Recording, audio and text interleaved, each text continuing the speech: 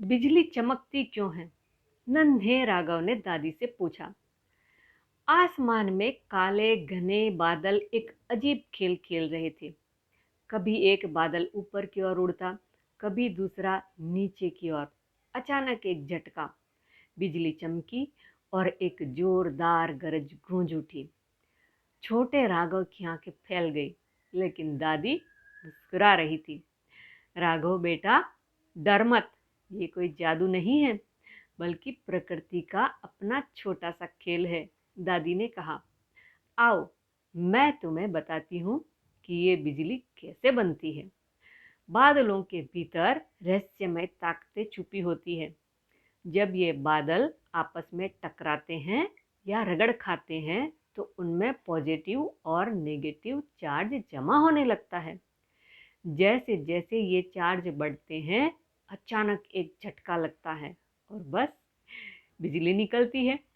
ये बिजली इतनी तेज होती है कि कुछ ही सेकंड में आसमान में चमक जाती है।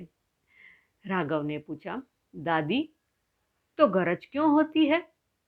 दादी ने हंसते हुए कहा, बेटा, जब बिजली तेजी से हवा में दौड़ती है तो हवा गर्म हो जाती है और फैल जाती है। उसी तेज फैलाव से ध्वनि पैदा होती है, जिसे हम थंडर या गरज कहते हैं। इसलिए पहले चमक दिखती है और उसके थोड़ी देर बाद हम गरज सुनते हैं। क्या ये सच में इतनी ताकतवर है? राघव ने पूछा। बिल्कुल बेटा, दुनिया में सबसे ज्यादा बिजली का स्ट्राइक अमेरिका और कांगो में होता है, और अगर ध्यान नहीं रखा तो यह खतरनाक भी हो सकती है। इसलिए बारिश या तूफान में हमेशा सुरक्षित जगह पर रहना चाहिए, दादी ने समझाया। लेकिन ये कहानी सिर्फ डर और सावधानी के लिए नहीं है।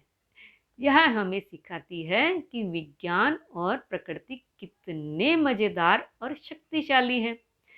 क्या आप जानते हैं कि बिजली केवल पृथ्वी पर नहीं, बल्कि अंतरिक्ष में भी होती है? हाँ, ग्रहों और बादलों के भीतर चार्ज का खेल वहां भी चलता रहता है। तो अगली बार जब बारिश हो, बादल गरजे और बिजली चमके, डरे नहीं। देखो, प्रकृति अपने जादुई खेल में कितनी खूबसूरती से ऊर्जा का कमाल दिखा रही है। यही है बिजली का असली विज्ञान, मजेदार, शक्तिशाली और रहस्यमयी।